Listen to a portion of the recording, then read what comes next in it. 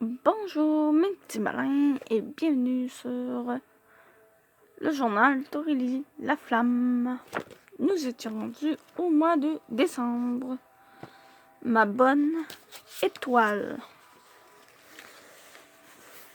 Exactement pareil comme nous sommes aussi dans le mois de décembre. Donc, première partie. Jeudi 1er décembre. Même s'il n'y a pas encore de neige, ça commence à ressembler de plus en plus au temps des fêtes. Il y a des lumières de Noël dans les arbres, pas de feuilles et sur toutes les maisons du quartier. Et les chansons de Noël ont commencé à passer à la radio. Parlant de chansons de Noël, je n'ai pas besoin d'être une experte en anglais pour savoir de quoi parlent les chansons Please Be Home for Christmas ou encore I'll Be Home for Christmas et chaque année, bien entendu, Jingle Bells. Et chaque année, quand je les entends, j'ai toujours une petite pointe de tristesse dans le cœur, même ma mère aussi. Chaque fois que l'une de ces chansons passe à la radio, on change de poste. Ce n'est pas une convention entre nous. C'est quelque chose qu'on fait, disons, machinalement.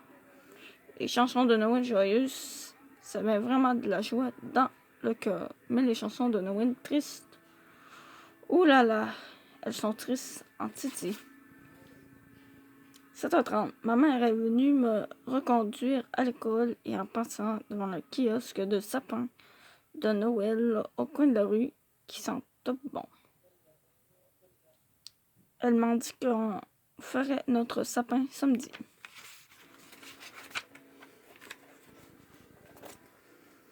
Elle m'a aussi demandé de lui faire une liste de suggestions de cadeaux de Noël.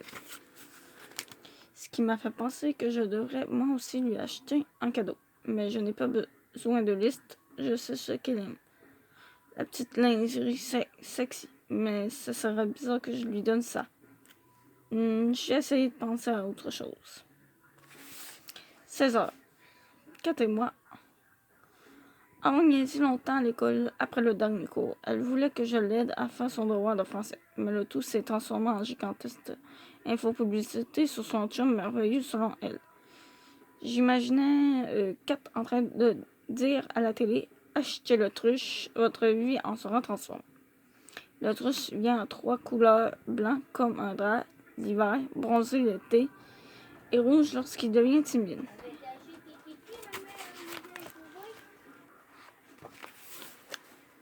Il a une voix masculine, dirait rapidement, pas responsable des défauts de fabrication si votre autruche chirurgie. Pas parce qu'il a trop confiance en lui.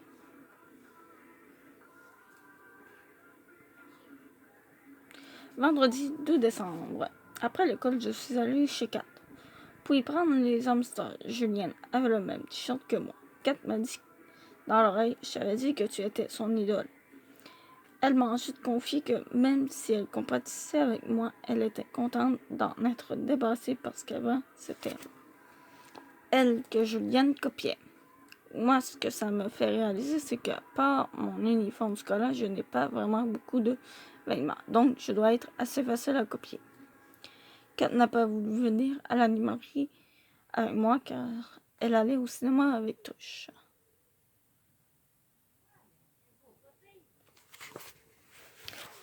Son infopublicité d'aujourd'hui, Truche, est tellement gentille. Il me paye toujours du popcorn. Bon, si elle veut devenir obèse, c'est son problème. Personnellement, le popcorn, je trouve que ça sent le vomi. Quant à Julienne, les adieux au bébé hamster étaient tellement difficiles qu'elle n'a pas eu la force de venir. Elle pleurait tellement qu'elle les a tout mouillés de larmes. La voir aussi triste m'a fait de la peine. Et j'ai eu envie de pleurer, par solidarité. Mais quand Kat a vu pointer une lampe sur ma joue, elle a dit « Oh, tu ne vas quand même pas pleurer pour une gang d'hamsters là. » Ça m'a fait rire et Julienne a commencé à engueuler Kat et à dire qu'elle était insensible, alors j'ai changé l'ambiance. Pfiou! 18h, après de longs adieux. Julienne a placé Bacon Junior, Buffy et Bono dans une boîte à souliers qu'elle avait toute bien décorée. Elle avait mis de la dentelle et à l'intérieur de la boîte un petit coussin qu'elle avait pris dans son ancien lit de Barbie.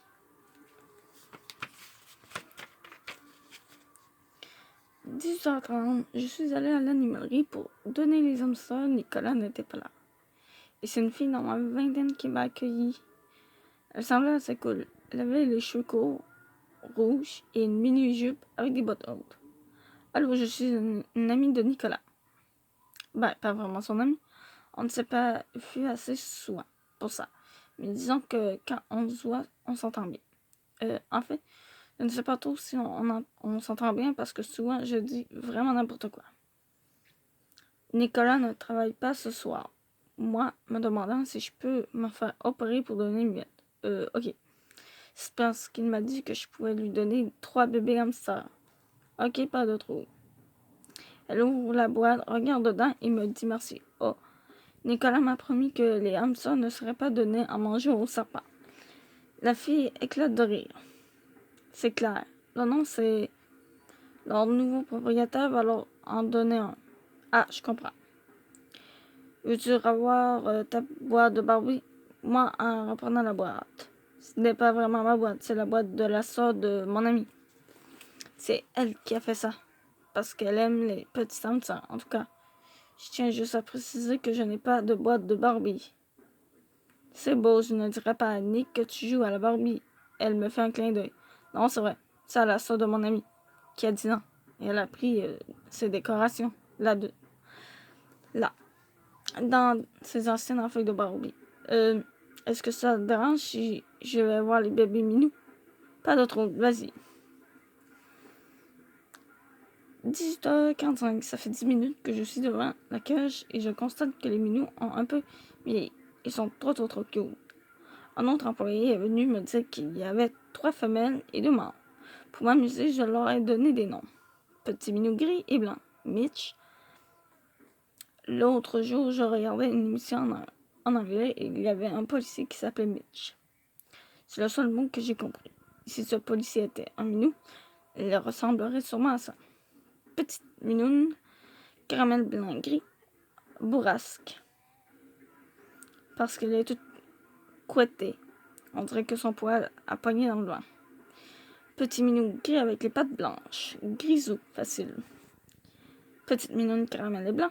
Rory, parce qu'elle me fait penser à Rory de Gilmore Girls. Et petite minoune blanche avec une tache grise sur le front, Sibylle. Je trouve que c'est beau, que c'est un bon nom, et qu'elle a l'air d'une princesse, car sa tache grise on dirait une couronne. Pas que je connaisse personnellement les princesses du nom de Sibylle, mais il me semble que ce serait un bon nom pour quelqu'un qui a du sang royal. 19 ans. Sibylle n'arrêtait pas de vouloir agripper au fil qui dépasse de mon manteau. Elle est tellement belle. Elle me regarde avec ses yeux verts et son petit nez rose, et elle fait miaou, miaou, en essayant d'attraper le fil de mon manteau à travers les barreaux de la cage. 19h30. La fille aux cheveux rouges est venue me voir et m'a demandé si je voulais en acheter un. J'ai été surprise car elle m'a dit que ça faisait presque 1 heure que j'étais là et que mes parents allaient peut-être s'inquiéter. 20h. Effectivement, maman s'inquiétait et elle était un peu fâchée. Quand je suis rentrée, je lui ai parlé des minous et je lui ai demandé si je pouvais en avoir un. Elle m'a dit non. Catégoriquement. Elle a dit que ça demandait beaucoup trop d'entretien, que je ne m'en occuperais pas et qu'elle serait toujours poignée pour vider la litière. La litière. Je me demande si maman est capable de penser à autre chose qu'à la propreté et au string. Samedi 3 décembre. Ce matin, j'ai tenté de prouver à ma mère que j'étais bonne pour faire le ménage en faisant la vaisselle tout de suite après le déjeuner. Mais elle a deviné ma tactique et elle m'a dit que ce n'était pas parce que je faisais la vaisselle aujourd'hui qu'elle allait changer d'idée sur ma capacité à m'occuper d'un animal. C'est vrai que j'aurais peut-être dû être plus subtile et ne pas la regarder en souriant de toutes mes dents. en lui soulignant « Regarde, je fais la vaisselle. Peut-être que si je ne m'étais pas donné en spectacle, mon plan aurait fonctionné. » Phew! 9h50, maman est allée dehors poser les lumières de Noël autour de l'escalier. Si elle sort avec Denis Beaulieu, il est très beau gentleman de ne pas venir l'aider à poser les lumières de Noël. Elle m'a dit de m'habiller car quand elle aura fini, on aura acheté le sapin. Yahoo! Oh! 11h30. Maman et moi sommes au kiosque de sapin. Les messieurs sont habillés en chemise rouge à carreaux et un faux feu de foyer en guise de décoration et de la musique de Noël pour nous mettre dans l'ambiance. Je prends une grande sniffée de chaque sapin pendant que je suis là. J'adore cette odeur. Je devrais sentir le sapin toute l'année partout. Lequel tu veux? Je ne sais pas. Ils sentent tous bons.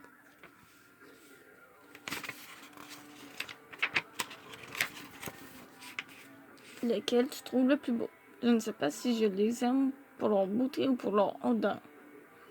Ma mère avec un fourré. Ils sentent toutes la même chose. On a finalement choisi un sapin qu'on était capable de transporter à deux. Et on l'a apporté chez nous. Ma mère préfère toujours qu'on transporte le sapin à pied parce qu'elle n'aime pas faire des saletés dans son auto. Surprenant. 20h, notre sapin est tout décoré.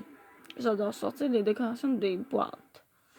Mais ce que je déteste, c'est les ranger une fois Noël fini. Pendant qu'on plaçait les guirlandes et les boules, j'ai repensé à ce que la fille de On t'écoute m'avait dit parce que j'ai nécessairement changé d'avis en ce qui concerne ses compétences, mais j'ai quand même trouvé que ce qu'elle avait dit n'était pas totalement dépourvu de bon sens. J'ai eu envie de poser des questions à maman au sujet de ses amours, mais la conversation ne s'est pas terminée comme prévu. Moi, en plaçant une boule. Je ne sais pas trop ce que Denis Beaulieu fait aujourd'hui, hein. Tu penses à l'école même la fin de semaine. En fait, c'est plus que je me demandais de quoi vous parlez ensemble. Ben, de toi. Moi, pensant que ça devait être une relation assez plate et que Truche me semblait soudainement être un amour plus charmant. Ah ouais? Puis ensuite d'autres choses, mais en particulier de toi. Ah, pourquoi tu m'en demandes ça? As-tu encore des problèmes à l'école? Non, tant mieux. Maman, toi, qu'est-ce que tu penses des strings? Dis-moi pas que c'est ça que tu veux en cadeau de Noël. T'es-tu malade? C'est pour mon genre, moi, d'avoir les bobettes pognées du... Tu sais où? Je me disais aussi. J'ai pas emporté mon café, moi.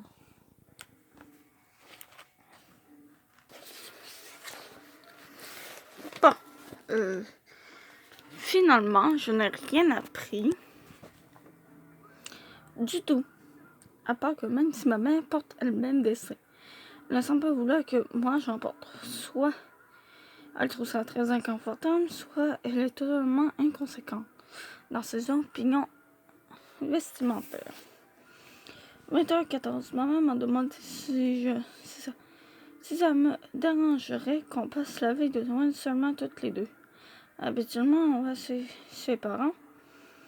Et le lendemain, on va chez ma grand-mère La Flamme. Mais ma mère m'a dit qu'elle aimerait qu'on soit toutes les deux et qu'on ne se stresse pas avec le reste. Qu'on visiterait la famille les jours suivants. Yes, parce que ça ne me tente pas de voir mes grands-parents, mais c'est rare que je peux avoir un vrai moment avec ma mère. 21 ans. J'ai essayé de faire une liste de cadeaux de Noël, mais je n'ai pas trouvé de cadeaux que je voulais. Vraiment. Un jeu vidéo, barré. Du beau linge, barré. Un menu, non barré. Quand j'ai donné ma liste à maman, je la regardais en me tordant les doigts. Et bien que j'ai eu l'impression un instant qu'elle allait dire oui, elle a clamé non. J'ai dit, s'il te plaît, s'il te plaît, s'il te plaît. Je vais faire tout ce que tu veux. Ça n'a pas fonctionné. Elle n'a pas dû bien évaluer ma proposition. Personnellement, si quelqu'un m'offrait de faire tout ce que je veux, j'y réfléchirais un peu plus longtemps parce que ça peut être vraiment pratique. Constatation. Ma mère ne sait pas saisir les opportunités. Publicité de truche et blablabla, extraordinaire, blablabla. Mercredi 7 décembre. Ouf, quelle semaine! J'ai tenté de prouver à ma mère que j'étais bonne pour faire le ménage. Et cette fois, j'ai été capable d'être plus subtile. Ensuite, je me suis plongée à fond dans mes études. Ça aussi, ça fait partie de mon plan. Pour montrer à maman que je suis super mature, j'ai suivi à la lettre la méthode de travail de Jocelyne. J'avoue qu'en vue des examens, cette méthode de travail est très pratique. Elle permet de se repérer facilement. Notamment même ne pas répéter ça à 4. Mon examen de maths est celui qui me stresse le plus. Avec celui de géo et celui d'anglais. J'ai pas mal de stress finalement. Ma mère m'a dit que si j'étais trop stressée, elle me payerait un massage. Elle dit que depuis qu'elle a découvert ça, sa vie a changé. Et selon elle, ça améliorerait mes résultats scolaires. N'importe quel man m'aurait dit que si j'étudiais bien, j'allais réussir. Mais ma mère veut me payer un massage. J'ai la plus grande preuve qu'elle est amoureuse parce qu'elle a le cerveau définitivement ramolli. D'ailleurs, j'ai une autre preuve. Ce matin, maman s'est levée en fredonnant. Vive le vent. Et aujourd'hui, à l'école, j'ai creusé Denis Beaulieu dans le corridor. Il fredonnait lui aussi vive le vent. Si ce n'est pas un signe, ça, je me demande bien ce que c'est. J'en ai parlé à Kat, qui m'a dit que c'était une totale coïncidence, que Vive le vent était une chanson de Noël très commune. Et elle a changé de sujet pour moi. Ça vrai, une autre infopublicité sur Truche le Magnifique. Et oui, effectivement, moi aussi je ferais de Vive le vent, même quand c'est même pas Noël. Je l'avoue.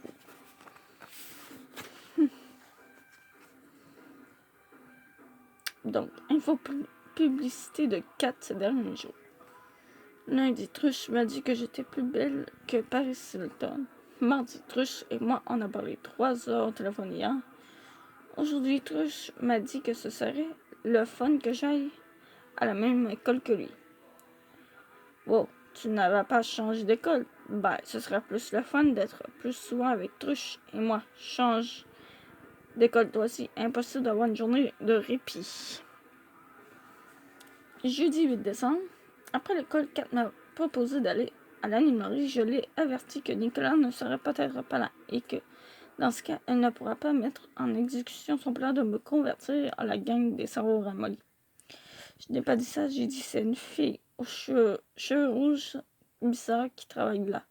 Maintenant, Kat m'a avoué qu'elle a envie de savoir ce qu'étaient devenus les bébés hamsters. 6h05. La fille aux cheveux rouges était là quand nous sommes entrés. Au son du gling-gling de la porte de l'animalerie, j'ai fait un saut quand un immense Père Noël en plastique a bouché son bras en criant « Ho, ho, ho » et j'ai remarqué que la fille aux cheveux rouges avait un sourire en coin. Elle rit de moi carrément. Espèce de bitch qui pense que je joue à la Barbie. Salut les filles, vous venez voir Nick? Elle, oui, mais moi je viens. Elle, oui, mais moi je viens pour les hamsters. Les hamsters sont là-bas. Puis Nick est avec les enfants. Je ne viens pas pour Nick. Haha. Rapport 4. Puf. Je veux voir les minous. Bon, non, loin. Allô, allô, tabarnak. Monsieur avec une grosse bedaine. Si je pointe celui qui a appris Bono à dire tabarnak, moi, oh bonjour, mademoiselle. Qu'est-ce qu'on peut faire pour vous? Ce sont des amis de Nicolas. Monsieur avec une grosse bedaine, possiblement l'oncle de Nicolas. Si j'ai un bon sens de la déduction. Ah, salut, enchanté. Il nous donne la main. Je suis son oncle. J'ai un bon sens de la déduction. Je suis peut-être une descendante de Sherlock Holmes ou d'un autre grand détective. Il est en train de laver la cage des serpents, si vous voulez le voir. On n'est pas vraiment ses amis. Je voulais juste voir mes hamsters. Oncle de... Oh.